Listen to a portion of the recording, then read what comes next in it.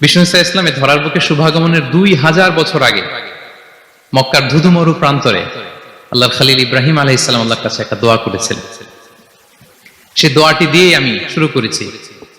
সূরাতুল বাকারার 129 নম্বর আয়াতে আল্লাহ তাআলা এই দোয়াটি, সাইয়েদনা ইব্রাহিম আলাইহিস সালামের দোয়াটি হুবহু কোট করেছেন। তিনি দোয়া করেছেন, রব্বানা ওয়াবআথ ফীহিম রাসূলাম মিনহুম ইয়াতলু আলাইহিম আয়াতিক ওয়া ইউআল্লিমুহুমুল কিতাবা ওয়াল হিকমাতা ওয়া ইউযাক্কিহিম ইন্নাকা আনতাল আজিজুল হাকীম। হে আমাদের রব, এই জনপদে তাদের মধ্য থেকে আপনি একজন রাসূল পাঠান, যিনি তাদেরকে আপনার আয়াত তেলাওয়াত করে শোনাবে, আপনার কিতাব শিক্ষা দিবে, প্রজ্ঞা শিক্ষা দিবে এবং তাদেরকে শুদ্ধাচারী বানাবে। এই দোয়াটা সাইয়েদনা ইব্রাহিম আলাইহিস সালাম করেছিলেন। আর এই দোয়ার বদৌলতে প্রায় 2000 বছর পরে ধরার বুকে বিষ্ণু ইসলামের আগমন। সুবহানাল্লাহ ওয়া বিহামদিহি। এবং রাসূল সাল্লাল্লাহু আলাইহি ওয়াসাল্লাম প্রায় বলতেন, আনা দাওয়াতু আবি ইব্রাহিম, আমি আমার পিতা, আদি পিতা ইব্রাহিমের দোয়ার ফসল। আমার পিতা আমার জন্য দোয়া করেছিলেন। সাইয়েদনা ইব্রাহিম আলাইহিস সালামের 2 সন্তান ছিল, ইসহাক এবং ইসমাঈল আলাইহিস সালাম। রিপিট, আমি আবার বলি, একদিকে ইসহাক আরেকদিকে ইসমাঈল। আমার সাথে সাথে বলেন, একদিকে আরেকদিকে 2 সন্তান। তো এই যে ইসহাকের যে লিনিয়েজ বা চ্যানেল, পৃথিবীর সব নবী এই চ্যানেলে এসেছে। সেদিন ইসমাইলের লিনিয়েজ বা চ্যানেলে কোন নবী আসেনি। হাজার হাজার নবী, শত শত নবী সাইয়েদনা ইব্রাহিম আলাইহিস সালামের পরে যারাই এসেছে সবাই ইসহাকের চ্যানেলে এসেছে। ইসমাইল ইসলামের চ্যানেলে কোনো নবী নেই।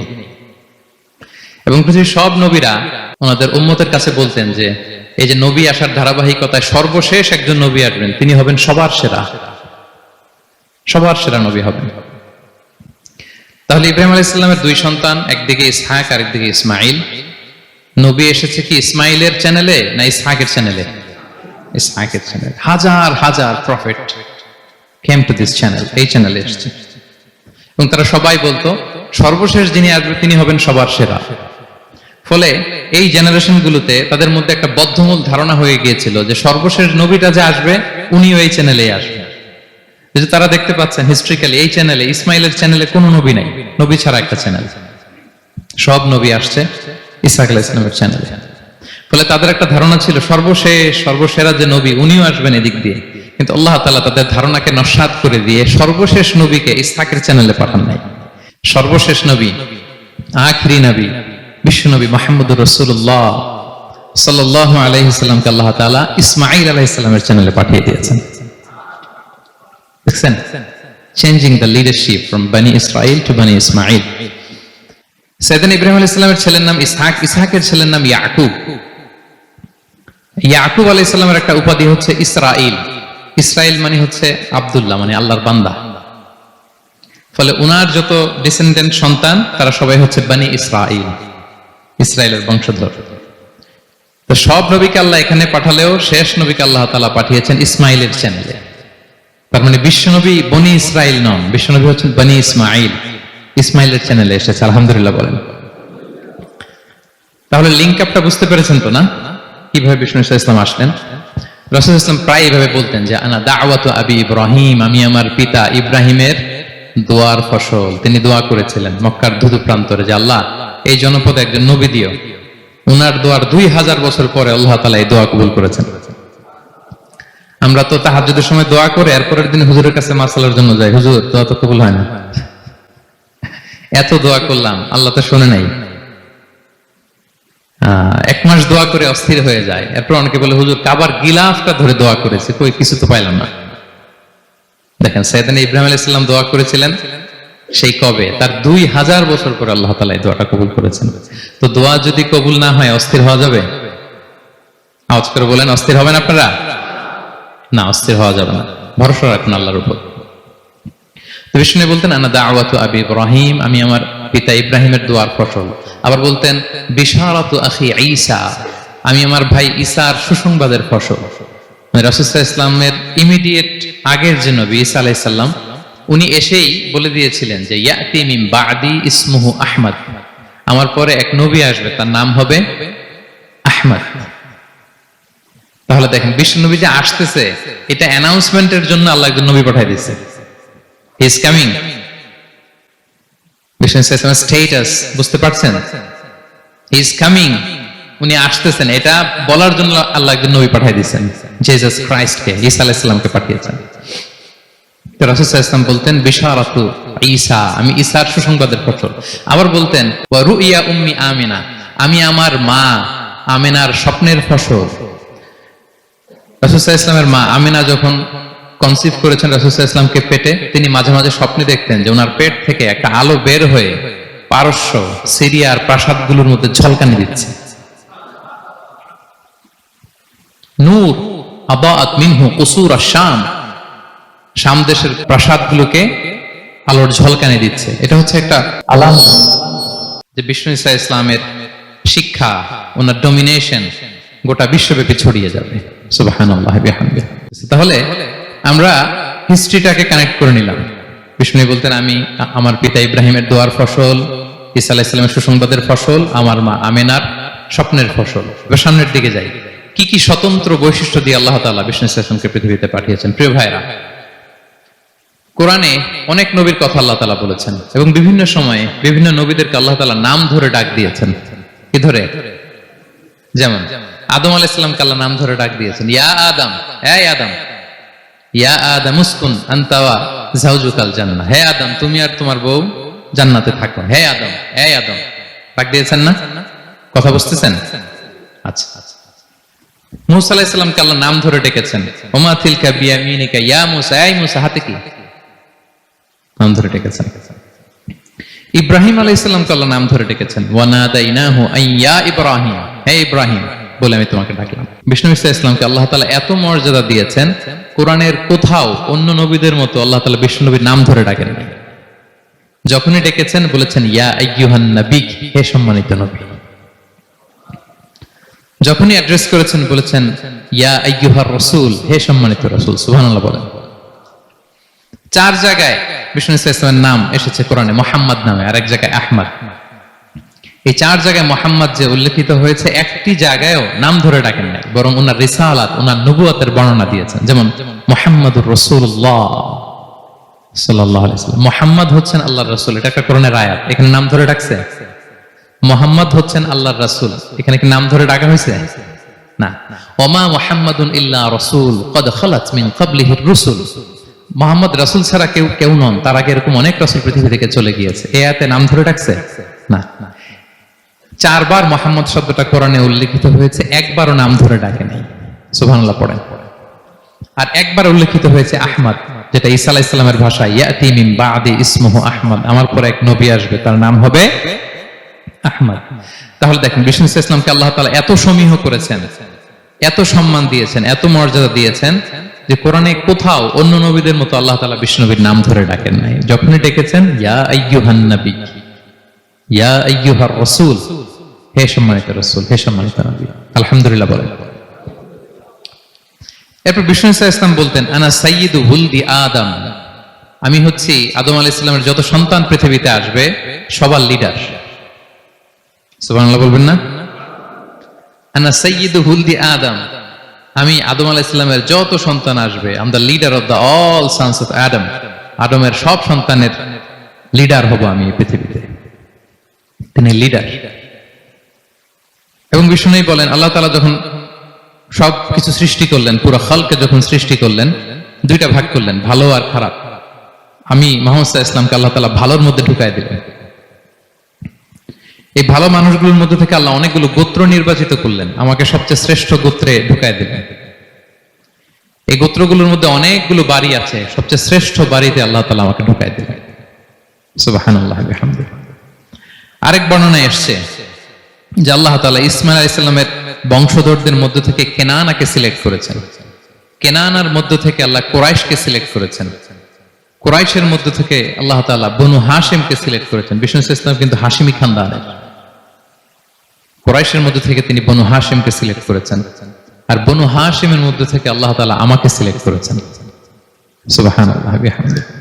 এবং তিনি বলতেন ওয়া আনা হামিলু লিওয়াইল হামদি ইয়াউমাল কিয়ামাতি ওয়া তাহতাহু আদম, কিয়ামতের দিন আমি প্রশংসার পতাকা নিয়ে দাঁড়িয়ে থাকবো কিয়ামতের ময়দানে, আর ওই পতাকার নিচে স্বয়ং আদম আলাইহিস সালাম থাকবে। ওনার হাতে থাকে প্রশংসার পতাকা। প্রিয় ভাই, তাহলে 1 নাম্বার পেয়ে গেলাম। ওনার অনন্য বৈশিষ্ট্য হচ্ছে উনি সাইয়্যিদু বুলদি আদম। পৃথিবীতে যত মানুষ এসছে সবার লিডার হবেন তিনি। He is the leader. তিনি কি? সবাই বলুন, তিনি কি? আচ্ছা, লিডারের কাজ কি বলেন তো? অনেক লিডার আছে আমাদের সামনে, ভবিষ্যৎ লিডার, মাশাআল্লাহ, তাবারাকাল্লাহ। Leader is someone who knows the way, shows the way and goes the way. নেতা হচ্ছে সে জানে কোন রাস্তায় সে চলবে এবং সে অন্যকে রাস্তা দেখাতে পারে এবং সবাইকে নিয়ে ওই রাস্তায় চলে। He is the leader. আচ্ছা, লিডার যদি কথা বলতে না পারে, এটা লিডার? এ নেতা? এটা কি? সে লিডার হতে পারবে না। নেতাকে বক্তব্য করতে জানতে হয়, স্পষ্ট ভাষায় কথা বলতে জানতে হয়, ঠিক কিনা বলেন? আমরা যদি দেখি যে রাসূল সাল্লাল্লাহু আলাইহি ওয়াসাল্লামের এই কোয়ালিটি ছিল কিনা, বক্তব্য দেওয়ার পারঙ্গমতা ছিল কিনা ওনার। রাসূল সাল্লাল্লাহু আলাইহি ওয়াসাল্লাম বলতেন, উতিতু জাওয়ামিউল কালিম। আল্লাহ তাআলা আমাকে জাওয়ামিউল কালিম দিয়েছে। জাওয়ামিউল কালিম মানে কি? তিনি বলতেন কম, এটার অর্থ বেশি। কথা বলতেন 1-2 শব্দের, কিন্তু এটার যে দোতনা, এটার যে আবেদন, এটা মানুষের হৃদয়ে অনেক বড়, অনেক বেশি। সুবহানাল্লাহ। সে 1500 বছর আগে বলে গিয়েছেন, আজও আমরা শুনে অবাক হই, ঠিক কিনা বলেন? উতিতু জাওয়ামিউল কালিম, এটা বিষ্ণু সাল্লাল্লাহু আলাইহি ওয়াসাল্লামের একটা ইউনিকনেস। আর কাউকে আল্লাহ এটা দেননি। অল্প বলতেন, মানুষের হৃদয়ে টাচ করে ফেলতেন। সুবহানাল্লাহ। তিনি ছিলেন সর্বমর্ম বাচনভঙ্গির অধিকারী। যা বলতেন concise in wording but comprehensive in meaning. শব্দে এটা ছোট, কম, কিন্তু ভেরি কম্প্রিহেন্সিভ। বোঝায়, ব্যাখ্যা, এক্সপ্লেনেশন এটার অনেক বেশি। Very precise and clear. যা বলতেন প্রিসাইজ এন্ড ক্লিয়ার। কতটা প্রিসাইজ এন্ড ক্লিয়ার? আম্মা জান আয়েশা বলেন, ওনার স্ত্রী কি বলেন আমাদের আম্মা জান শোনেন। তিনি বলতেন, লাউ আদ্দাহু লাআদ্দু লা আহসাহু। বিষ্ণু সাল্লাল্লাহু আলাইহি ওয়াসাল্লাম এত প্রিসাইজ এন্ড ক্লিয়ার বক্তব্য দিতেন, কেউ যদি গুনতে চাইতো, দেখি কয়টা বাক্য বলছে, গোনা যেত। কেউ যদি গুনতে চাইতেন এখানে কয়টা শব্দ ছিল, তাও গোনা যেত। ওনার বক্তব্যে কয়টা বাক্য, কয়টা শব্দ, এটা গোনা যেত, কারণ ছোট বক্তব্য দিতেন। আমরা তো লম্বা চড়া বক্তব্য না দিলে হয় না। অল্পতে শেষ করলে বলে, হুজুর কি বললেন, ওয়াজ তো করলেন না। অল্পতে শেষ করলে বলে, মন ভরে নাই, আরেকটু বলেন। হ্যাঁ, বিষ্ণু সাল্লাল্লাহু আলাইহি ওয়াসাল্লাম বলেন, কিয়ামতের আলামত হচ্ছে খুতাবুকুম তাওয়িলা ওয়া সালাওয়াতুকুম কাসীরা। কিয়ামতের আগে তোমাদের বক্তব্য লম্বা হয়ে যাবে, নামাজ খাটো হয়ে যাবে। হ্যাঁ, নামাজ খাটো, বক্তব্য লম্বা না। বক্তব্য হইতে হবে ভেরি প্রিসাইজ এন্ড ক্লিয়ার। তাহলে আম্মা জান আয়েশা বলেন, এত সুন্দর প্রিসাইজ এন্ড ক্লিয়ার বক্তব্য দিতেন, গুনতে চাইলে গুনা যেত। কি কি বলেছেন? সুবহানাল্লাহ বলি সবাই। আবার তিনি বলতেন, ইয়াতাকাল্লামু বিকালামিন বাইয়িন ফাসল। খুব সুস্পষ্ট কথা বলতেন বিষ্ণু সাল্লাল্লাহু আলাইহি ওয়াসাল্লাম। ইয়াতাহাফফাযুহু মান জালাসা ইলাইহি। এত স্পষ্ট, আশেপাশে যারা শুনতো সহজেই মুখস্থ করে ফেলতে পারত। এই যে সাহাবারা এত হাদিস বর্ণনা করেছে কিভাবে? কারণ ভেরি প্রিসাইজ এন্ড ক্লিয়ার, শুনলেই মুখস্থ হয়ে যায়। আমরা নবীর এত হাদিস বলতে পারি কিভাবে? Very precise and clear. কারো কথা তো মনে থাকে না, ওনার কথা মনে থাকে কি করে? ভেরি প্রিসাইজ এন্ড ক্লিয়ার, শুনলে মনে রাখা যায়। আবার গুরুত্বপূর্ণ কথা 3 বার বলতেন। কয়বার? 3 বার। একবার তিনি বলতেছেন, আত-তাকওয়া হা হুনা, হা হুনা, হা হুনা। তাকওয়া আছে এখানে, এখানে, এখানে। আমরা তো তাকওয়া বানাই ফেলছি এখানে। তাকওয়া বানাই ফেলছি জুব্বার ভিতরে, এই টুপির ভিতরে, তসবির ভিতরে বানাই ফেলছি তাকওয়া, তাই না? কিন্তু বিষ্ণু সাল্লাল্লাহু আলাইহি ওয়াসাল্লাম কি বলেছেন দেখেন, তিনি বলেন, আত-তাকওয়া হা হুনা। তাকওয়া থাকে কোথায়? হৃদয়ে। ওয়া ইউশিরু ইলা সাদরিহি 3 মাররাত। 3 বার ইঙ্গিত করেছেন। হ্যাঁ, দাড়ি, টুপি, জুব্বা, তাসবিহ অনেক গুরুত্বপূর্ণ অনুষঙ্গ ইসলামের, কিন্তু আসল তাকওয়া থাকে কোথায়? হৃদয়। তাহলে এটা গুরুত্বপূর্ণ কথা, 3 বার ইঙ্গিত করেছেন। কয়বার? তাহলে এটা হচ্ছে বিষ্ণু সাল্লাল্লাহু আলাইহি ওয়াসাল্লামের একটা ইউনিকনেস। কথা বলতেন কম, এটার দোতনা, এটার আবেদন মানুষের হৃদয়ে ছাপিয়ে যেত। উতিতু জাওয়ামিউল কালিম। বিষ্ণু বলেন, আল্লাহ তাআলা আমাকে জাওয়ামিউল কালিম দিয়েছে। আমি বলি কম, কিন্তু এটার মিনিং অনেক স্ট্রং। বিষ্ণু সাল্লাল্লাহু আলাইহি ওয়াসাল্লাম আবার বলেছেন যে, নুসিরতু বির-রু'বি মাসিরাতা শাহর। আল্লাহ তাআলা আমাকে ভয় দিয়ে সাহায্য করেছেন। কি দিয়ে? ভয় দিয়ে। রাসূল সাল্লাল্লাহু আলাইহি ওয়াসাল্লাম যেখানে থাকতেন তার ডানে বায়ে সামনে পেছনে 1 মাসের ডিস্টেন্সের ভেতরে যদি কোনো শত্রু থাকতো রাসূলের, রাসূল সাল্লাল্লাহু আলাইহি ওয়াসাল্লামের ভয়ে ওর অন্তরে ধুকধুকানি শুরু হয়ে যেত, প্রাণের কম্পন শুরু হয়ে যেত। 1 মাস রাসূল সাল্লাল্লাহু আলাইহি ওয়াসাল্লাম এখানে পৌঁছতে লাগবে কয় মাস? এত দূরে থাকতো, নবী সাল্লাল্লাহু আলাইহি ওয়াসাল্লামের কোনো শত্রু যদি থাকতো ডানে বায়ে, রাসূল সাল্লাল্লাহু আলাইহি ওয়াসাল্লামের ভয়ে তাদের হৃদয়ে ত্রাসের কম্পন শুরু হতো। সুবহানাল্লাহ বলেন। বিষ্ণু সাল্লাল্লাহু আলাইহি ওয়াসাল্লামের ইউনিকনেস, এটা আল্লাহ কাউকে দেননি। ওনার আরেকটা ইউনিকনেস হচ্ছে উনি খাতামুন নবিয়্যিন, সর্বশেষ নবী। আওয়াজ করে বলুন, বিশ্ব নবীর পরে আর কোন নবী আসবে? মা কানা মুহাম্মাদুন আবা আহাদিন মির রিজালিকুম ওয়ালাকিন রাসূলুল্লাহি ওয়া খাতামুন নবিয়্যিন, ইজ দ্য লাস্ট মেসেঞ্জার। ওনাকে ছাড়া নবুয়তি পূর্ণতা পায় না। সব নবীকে দিয়ে যদি ধরেন প্রত্যেকটা নবীকে আমরা একটা মুক্তোর দানার সাথে তুলনা করি, মুক্তোর দানা, এটা দিয়ে একটা মালা বানানো হবে, সেক্ষেত্রে বিষ্ণু ঈসা ইসলাম হচ্ছেন সর্বশেষ মুক্তোর দানা, যেটা না লাগালে মালাটাই হয় না। প্রত্যেক নবী যদি একটা মুক্তোর দানা হয়, এটা দিয়ে যদি একটা মালা গাঁথি আমরা, সর্বশেষ মুক্তোর দানাটা হচ্ছে বিষ্ণু ঈসা ইসলাম। এটা ছাড়া মালা পূর্ণতা পায় না। ওনার মাধ্যমে the door of prophecy is closed. আর কোন নবী আসবেন না। তিনি বলতেন লা নবিয়্যা বা'দি ওয়ালা রাসূল, আমার পরে কোনো নবীও নাই, কোনো রাসূলও নাই। তবে লাউ কানা বা'দি নবিয়্যুন লাকানা উমর, আমার পরে নবী হওয়ার যোগ্যতা যদি কারো থাকে, আমার উমরের সেই যোগ্যতা আছে। এখন যদি কেউ দাবি করে আমি নবী, কি করবেন? সহিহ মুসলিমের বর্ণনায় খুব চমৎকার একটা উপমা বিষ্ণু ঈসা ইসলাম দিয়েছেন। সেটা বলেছেন, আমার আর আমার আগের নবীদের দৃষ্টান্ত হচ্ছে এরকম একটা প্রাসাদের ন্যায়। খুব চমৎকার একটা লোক একটা প্রাসাদ বানিয়েছে, এত চমৎকার, চোখ ধাঁধানো, আই ক্যাচিং। যেই এই প্রাসাদটা দেখে সবাই অবাক হয়, এত সুন্দর প্রাসাদ। এই প্রাসাদে খুঁত ধরার মতো কিছু নাই একটা জায়গা ছাড়া, সেটা হচ্ছে প্রাসাদের কোনো একটা দেয়ালে গাঁথুনিতে একটা ইট দেয়া হয় নাই, সামহাউ মিসিং, একটা ইটের টুকরা মিসিং। ফলে বাইরে থেকে ঠান্ডা বাতাস ঢুকে একটু অসুন্দর লাগে। তো সবাই প্রাসাদটা ভিজিট করে বলে এত সুন্দর প্রাসাদ, কোনো ভুল হয় না, শুধু একটা জায়গায় ছাড়া, এই একটা ইট পড়ে না এখানে। এটা দিলে পুরো প্রাসাদটা পূর্ণ হয়ে যেত। তো ইটকে আরবিতে বলে লাবিনা। বিষ্ণু ঈসা ইসলাম বলেন ফাআনাল লাবিনা, আমি হচ্ছি সেই নবুয়তির প্রাসাদের ইট, আমাকে না দিয়ে নবুয়তের প্রাসাদই পূর্ণতা পায় না। ফাআনাল লাবিনা, ওখানে আমাকে সেট করে দিলেই নবুয়তের প্রাসাদ পূর্ণতা পেয়ে যায়। আল্লাহু আকবার বলেন। তিনি সবার জন্য নবী হয়ে এসেছেন, সবার জন্য। অন্য কোন নবীর ক্ষেত্রে এটা প্রযোজ্য না। আদম আলাইহিস সালাম সবার জন্য নবী হয়ে আসছেন, সবাই বলুন। ইব্রাহিম আলাইহিস সালাম সবার নবী, মুসা আলাইহিস সালাম সবার নবী না। বিষ্ণু ঈসা ইসলাম তিনি সবার নবী। আল্লাহ তাআলা বলেন ওয়ামা আরসালনাকা ইল্লা কাফাতান লিন-নাসি বাশীরাও ওয়া নাযীরা, নবী হে, গোটা মানব মণ্ডলীর জন্য আমি আপনাকে রাসূল করে প্রেরণ করেছি। আপনি জান্নাতের সুসংবাদ দিবেন, জাহান্নাম থেকে ভীতি প্রদর্শন করবেন। তাহলে মেসেঞ্জার ফর এন্টায়ার ম্যানকাইন্ড। ওনার নবুয়তের কোনো বাউন্ডারি নাই, আছে? আওয়াজ করে বলুন, আছে? বনি ইসরায়েলের অনেক নবীর এমন ছিল, এদিকে এক নবী, উনি আবার অন্য জায়গায় দাওয়াত দিতে পারবেন, উনি এখানেই দিবেন। আবার পাশের আরেক লোকেশনে আল্লাহ আরেক নবী পাঠাইছেন, ওনার কাজ ওইখানে। তাইলে এই নবীর এক বাউন্ডারি, ওই নবীর। কোরআনে এই কথা এসেছে, যেমন ইব্রাহিম আলাইহিস সালাম, লূত আলাইহিস সালাম চাচা ভাতিজা, সমসাময়িক নবী। ইব্রাহিম আলাইহিস সালামের একটা জায়গা ছিল দাওয়াত দেওয়ার, আর পাশে জর্ডানে লূত আলাইহিস সালামের একটা দাওয়াতি এরিয়া ছিল। তার মানে এক একজনের লোকেশন বা বাউন্ডারি আলাদা। বিষ্ণু ঈসা ইসলামের তো এরকম বাউন্ডারি আছে না? আছে? আছে না, ফর দ্য এন্টায়ার গ্লোব, সবার জন্য। তিনি সাদা মানুষেরও নবী, কালো মানুষেরও নবী, তিনি আরবদেরও নবী, অনারবদেরও নবী, নারীর জন্য নবী, পুরুষের জন্য নবী, শিশুর জন্য, বৃদ্ধের জন্য, বিকলাঙ্গের জন্য, সবার জন্য তাকে রাসূল করে প্রেরণ করেছে কে? তাহলে সবার জন্য তিনি নবী, মানুষের জন্য, for the mankind, for the জিনকাইন্ড, for the animal kind, সবার জন্য তিনি রাসূল হয়ে পৃথিবীতে প্রেরিত হয়েছেন।